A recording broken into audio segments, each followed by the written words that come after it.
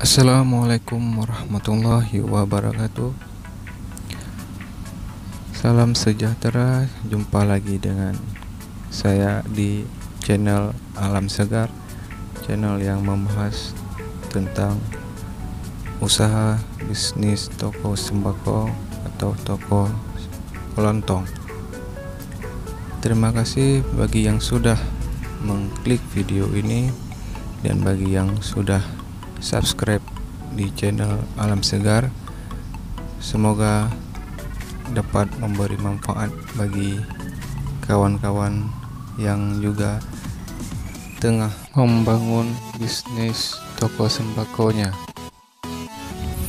Pada kesempatan kali ini saya akan membahas faktor-faktor atau sebab-sebab yang membuat usaha atau bisnis toko sembako kita akan mengalami kebangkrutan.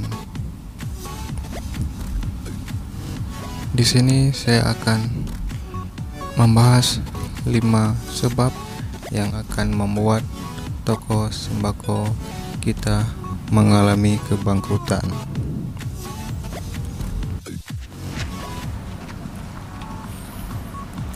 Sebab atau kesalahan yang pertama yang akan membuat usaha toko sembako kita kebangkrutan adalah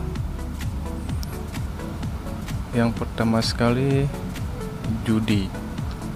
Apabila kawan-kawan yang punya usaha toko sembako dan suka bermain judi, ini akan dapat dipastikan usaha toko sembako kawan-kawan akan mengalami kebangkrutan. Karena pada dasarnya sifat seseorang yang suka bermain judi adalah seorang yang pemalas, dan apapun sesuatu yang hendak dikerjakan selalu harus dengan yang instan dan serba cepat. Dalam istilah lain, tanpa bekerja dapat uang banyak, dan jika sudah terbiasa dengan kebiasaan tersebut, akhirnya malas untuk mengurusi usahanya, dan ini akan membuat usaha toko sembako kita mengalami kebangkrutan.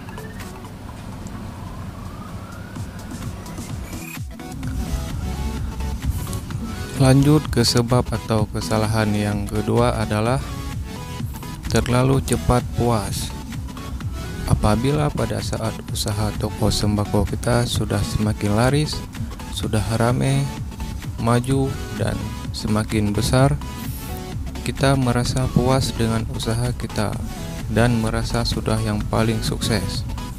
Juga sudah menampakkan ego yang tidak bagus kepada pengunjung-pengunjung kedai, dan sudah tidak pernah memikirkan ide-ide kreatif yang bermanfaat untuk usahanya.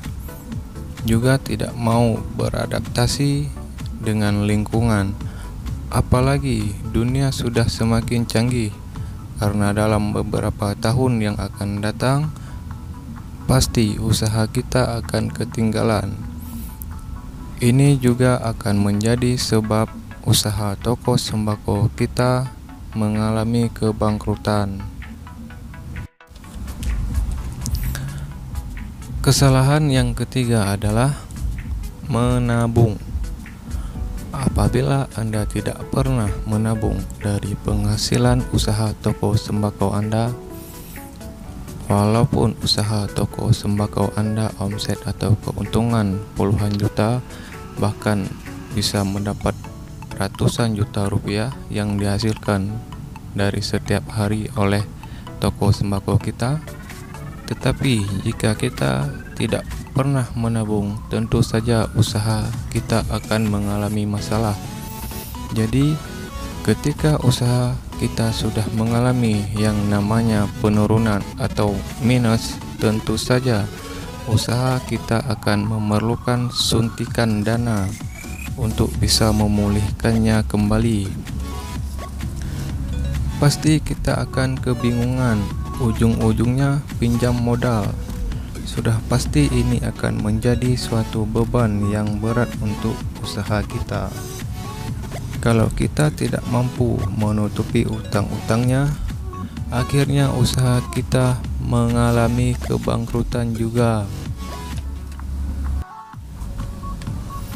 Oke, lanjut kesalahan yang keempat yang membuat usaha toko sembako kita mengalami kebangkrutan adalah loss control keuangan.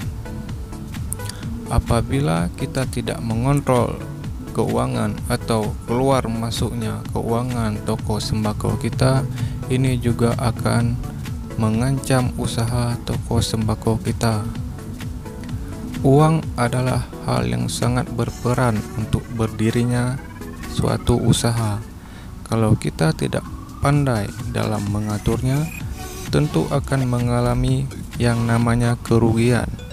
Seperti jika kita boros, terlalu menuruti keinginan dan suka shopping atau berjalan-jalan dan bergaya hidup mewah seolah-olah kaya, padahal kita tidak kaya, padahal itu adalah uang kedai yang kita gunakan atau uang dagangan.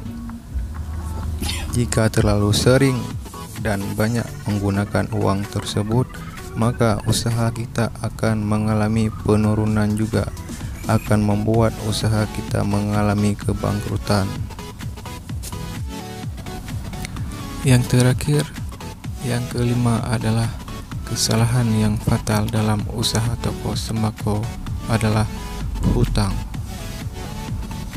Di dalam bisnis toko sembako, yang namanya hutang atau pinjaman sudah pasti ada. Jika pelanggan kita ingin berhutang dan meminjam di toko kita, maka langkah yang harus kita ambil adalah dengan mencatat atau menulis hutang tersebut. Jika kita memberi hutang kepada pelanggan, kita harus terlebih dahulu memberi syarat-syaratnya kepada si penghutang, seperti batasan dalam berhutang, dan juga kita harus menentukan tempo pembayaran utang tersebut kepada pelanggan. Memberi hutang juga akan mengikat pengunjung kita selalu datang ke toko sembako kita. Maka seharusnya kita harus pandai dalam mengelola utang toko sembako kita agar tidak mengalami kebangkrutan. Oke, sekian video dan sedikit pembahasan dari video ini. Semoga bisa menjadi bermanfaat bagi sahabat-sahabat semua. Assalamualaikum warahmatullahi wabarakatuh.